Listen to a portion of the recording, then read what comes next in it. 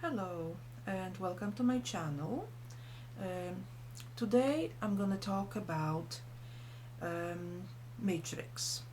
This is another video and the topic is leaving the Matrix, but this is from a different perspective than I was presenting before. So how does it go really? I mean, my greatest fear is that, if I can put it that way, that while leaving this place, that there could be some sort of obstacles. Now, I would like to say that I'm a firm believer that if you believe in something, that becomes your reality.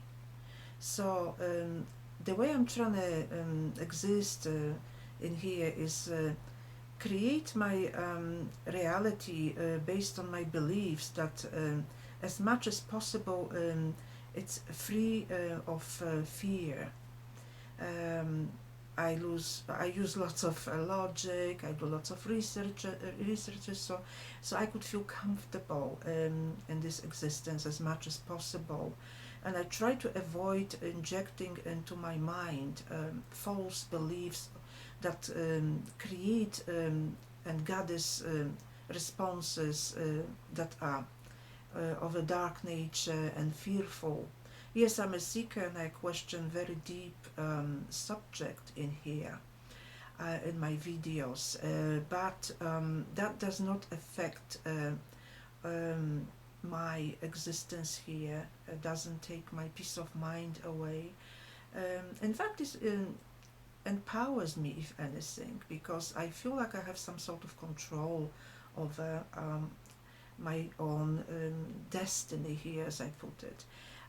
Yes, so I said earlier that my greatest fear would be obstacles. Well, I don't know if I maybe shouldn't use that word fear because, as I just explained, I try to avoid this fear, this creating the belief that I'm fearing something. But unfortunately, this is not the case for majority of people in here because everybody's fearing death. Everybody's fearing the unknown. What is gonna happen during that time, and obviously afterwards when you cross over.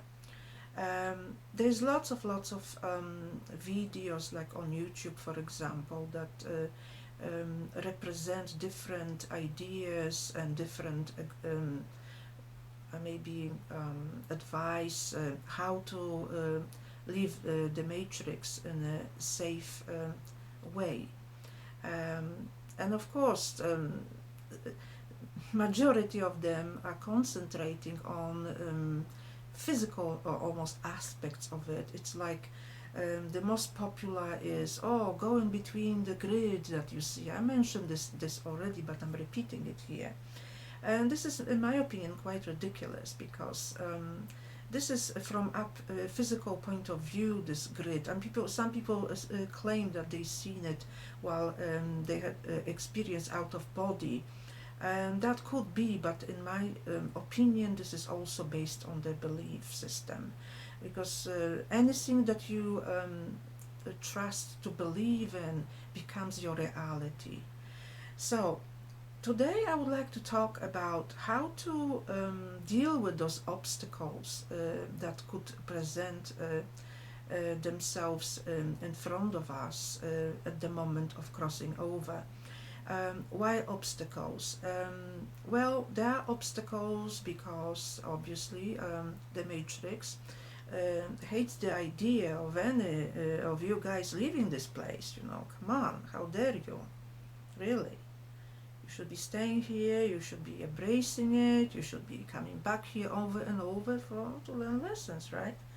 Anyway, I'm being sarcastic right now, but yes, the system doesn't want anybody to go, to become free, to be solvent and independent. That's why this very system that governs our lives in here is creating these ideas rather than reality, that there are obstacles that when you cross over. And the way it's created, some people say, oh, come on, what are you talking about? There's love and light opening up the new reality. Many people that experienced NDE claim that obviously that's what they experienced and that's where they went and this is what they've seen. So they would say, oh, come on, this is you're totally wrong. Except that they don't question it, because it's so overwhelmingly beautiful and so loving and so out of this world. And that they say, well, I shouldn't be questioning something like this. But in my opinion, this is the very first thing that people like this should be doing. It's questioning. Questioning is the beginning of your freedom, the beginning of sovereignty, the beginning of your spiritual independence. And because they don't question, they accept it. So what happens automatically for the majority of people when they're crossing over? They see this light, they see this love because it's widely accepted. Those people write books, they do videos, they do interviews, all sorts that spread this kind of information, what they have to say, and that becomes accepted by the masses, that this is the deal, that you see the light, you see the tunnel of light, and you cross over there. And then boom, once you cross over there, the situation changes, because all of NDEs that we know, they came back here, despite they didn't want to come back. Yes, my question, it would be, what happened, for example, I'll give you guys a little example. There's an accident, okay, there's two people in an accident, and one survives, and one dies. I mean, one of them crosses over and never comes back, but the other person survives and also is experiencing NDE.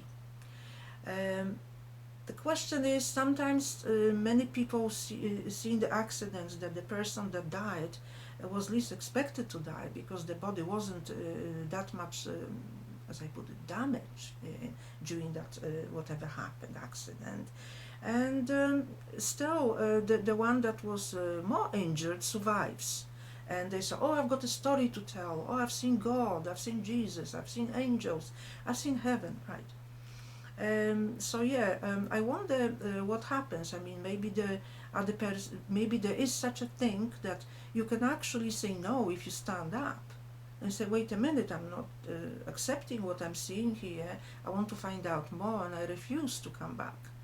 But some people, obviously some majority of those that speak publicly about it, they were kicked out of that place in some form or shape. So anyway, the obstacle for them was because they were told, oh, it's not your time yet, so you have to go back for more. But what happened when it's time of your natural death, when you're just dying and it's your time to cross over? In my opinion, this is a very crucial moment of our existence, and this is the moment which will decide what's going to happen next to you guys. Are you going to be recycled back again, or are you going to move on with your solvent newfound way and create your own place of existence? I've been talking about it already. And there are obstacles. Then what obstacles there could be? Well, obstacles usually could be as many as you can imagine. If you believe that there's going to be some judgment awaiting you, you're creating that obstacle. Your belief creates the judgment that's going to be coming to you. There's going to be life review, and usually because there's a judgment, so there's going to be one or two or more beings around judging you and what's going to happen to you next. If you believe that it's going to be because you've done something not so good here maybe, and you got something on your soul, some sort of guilt, that you should be punished for in some form, that is going to be something coming over and again recreating this belief of yours that you should do some sort of like a astral jail sentence, whatever. the most important thing is to remember that no matter what, you have to educate yourself before you cross over, before that moment, before it's gonna happen to you and suddenly you're overwhelmed. Oh my goodness, what am I gonna do? What is happening? I mean, how can I handle this situation in here? Um, what we're dealing with usually when we meet the other beings that are crossing over. Um, I believe personally that although they are very clever tricksters, they are not that intelligent. If they are relying on our energy to survive, um, there's plenty of evidence that these beings are very they don't react in an emotional way the way we're reacting, because we are true beings. Those are parasitic entities. I go as far as saying that they could be described as AI, the artificially created beings who are doing the like demiurges, underdog work, that they gather things for the higher step there. And that higher step, I call it the demiurge that sits on top, that is orchestrating all this. I remember there was one moment in a book of Michael Newton. I think it was in Journey of Souls. Very interesting case. I'm just giving you example who we're dealing with normally when we're crossing over. There was this case that a guy died. What happened? He remembered that was through deep hypnosis. This case was revealed to him what happened to him after he died the previous life. And he was this is very interesting case. That's why I'm mentioning in here, because this case shows that we can be very, very easily fooled and deceived. The guy absolutely refused to talk to any of the beings. He went his own way after he died and created his own, it was like a cottage or something, like a little log house by the lake or something. And he refused to talk to anybody that was living in that area. He wanted to be left alone, but obviously whoever was governing that little place, they wouldn't leave him alone. And the day came that there was a big knock on the door, and he still told them to go away. I don't want to talk to you. But at the same time, they persuaded him somehow to open the door. And I can't remember exactly how the conversation went, but at one point they were talking to him about, I think somebody mentioned God, and he was a non-believer, and he said, yeah, I got a God, like he said, in my pants or something. And those beings, there were like 2 or 3 of them. When they heard that, they looked around, where, like around his area where the pants are supposed to be, It's like, I said, what the heck is going on in here? Really? They were looking, because they took his word for what he was saying, so where was their logic and stuff? By the way, the case ended up that they persuaded him because they said, oh, your daughter's just about to have a baby and you're gonna be her baby. That the father of the daughter, she needs you, and because your soul is gonna be put into her baby's body. And I found it very, very macabre, because yes, it's very well known, if you do some study on what is going on really, that the soul apparently is recycled and goes through, like for example, your mother could be your brother in the next life, your uncle could be your daughter, this kind of thing, or your father could be your son. It's terrible. It's absolutely grotesque. Um, so anyway, I just give it an example that these beings, they haven't got much logic and they haven't got much imagination, I would say. They're very straightforward, like one line of thinking. Yes, they can manipulate you, and also remember, we're being monitored 24/7. Every thought, everything is it's like recorded on our soul, and somehow they've got access to this information of our life here. So it's easy for them. Oh, so and so did this and that, and they came from that place. They knew that person, so they can use this against you, like pretending that they're the creator, and that you should listen what they have to say. And of course, many people fall for that.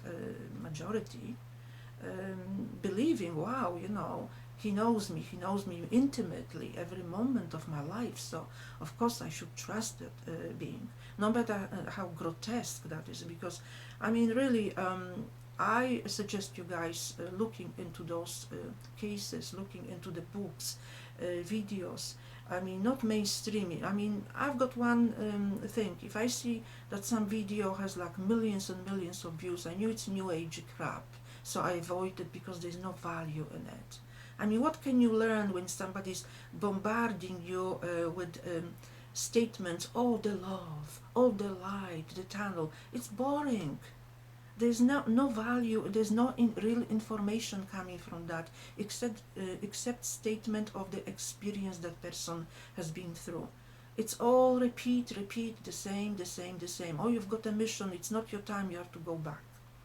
So my point is that on Living Matrix, please guys remember that we fearing this, I mean, majority people fear those beings and things, but in reality there's nothing to fear, because they are beneath us. They haven't got the emotions, they haven't got the wisdom, they haven't got nothing. They can't even produce energy, the creative energy that we do. That's why there are parasitic entities who live off that energy. So we're fearing we shouldn't fear them at all. They should fear us. But the way the system has been projecting those things, and the way everything is so mysteriously hidden from us, creates that fear, that unknown uncertainty, really. And here comes also, again, I have to mention the memory wipe. Memory wipe is a wonderful tool, because if memory wipe didn't take place, if we were born here with full knowledge, where we just came from, what was our life before in here, if we reincarnate again, we would bring that knowledge, and nobody would want to come back here. That's another thing. Some majority of people have lots of hardship in their lives in here, especially if they live full life, a long time. The longer you live, the more drama you're gonna put into your soul. I mean, it slips into your soul and stays with you. Lots of unresolved issues and situations. Yes, people, if you had no memory wiped, and you could bring all the memory, and especially what just happened before you were born, who were you talking to, who told you to come here, oh, there was a live review, oh, there was live script created. You should remember all this. Why is it all hidden? Why is it all hidden and full of mystery?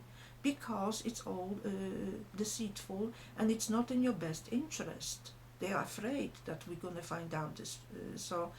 Please remember, if this system is based on fear and on bullshit, basically, you should not fear bullshit, because this is about your own, your eternity, your existence, your own self, and you should stand up for who you are, and protect yourself, and therefore dig in and find out as much as possible about how you can proceed, how you can protect yourself, what is going on. I know it's difficult, because being stuck in this meat suit, we are very vulnerable.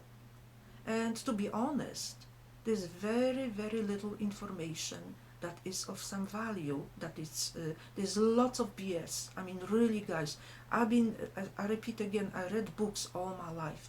I read not hundreds but thousands of books, all sorts, on esoterics, on life after death, on these interviews, that people talk about their own experiences, and there's so much BS, there's so much repeated situations, there's very little of that essence of the truth that could, be very interesting and say, wow, this is mind-blowing. There's nothing mind-blowing, hardly anything. That's why I'm digging, that's why I'm asking questions, that's why I'm trying to find out as much as possible between these limitations that we are living with. Because honestly, and what really makes me really pissed off is that many people claim that they know everything. Many people who wrote those books and say, oh, I've studied, I've been there, I had the NDE and all this. Yeah, I mean, I believe that your NDE experience was very, very real. But how true was what you were experiencing? I mean, really. Those beings are tricksters, and they use all sorts of tricks that you can imagine to lure you in, to fool you, to make you fearful, which is absolutely ridiculous. Um, I stated again. I state again that I got no fear in my soul anymore. I don't fear anybody. I don't feel anything. I used to. There was a time when I was at the beginning of my journey as a seeker, that, yeah, I was fearing everything and anything, simply because I didn't understand how this system works, and I didn't understand that I actually have some value, that I matter. And when the system makes you feel like you are nobody and nothing, that you just got a journey, that you got to reincarnate millions of times here, that you are just like a grain of sand, I mean, no wonder that people don't ever stand up for themselves and say, wait a minute, I'm somebody actually. I am independent being, I'm fantastic, really. So yes, it's important to take this stand and not fear. Because when you fear, going back to the obstacles of leaving the matrix, all this, if you fear this, believe me, the matrix will create a situation that because you were fearing here all your life and never questioned anything, that you're gonna be fearing even more, that your independent thinking, that spreading of the wings after you cross over, gonna be suddenly stopped, because they're gonna create a scenario, or some fakes, BS beings standing next to you, that you say, oh my goodness, I better behave because I'm here, I just arrived, and they seem to be like gods. There's this light, the way that they make me feel, that love, that belonging. This is all fake. This is all fake. Because unless you remembered, remember, memory wipe is a wonderful tool to deceive, because it eliminates any obstacles from us for those that manipulate us, that gives them full range of whatever they want to do, anything and everything goes. Because we memory wiped, we don't remember anything, so they feel like they can tell you or show you anything that they choose, and you're gonna believe, really. So yes, questioning all this is very, very important. Again, I cannot state it enough. And please remember that if you have no fear in your soul and no fear in your heart, this is where your freedom begins. This is where your servant being spreads the wings. You don't have to die to feel free already. You just don't have to accept the BS that is bombarding you from all the sides.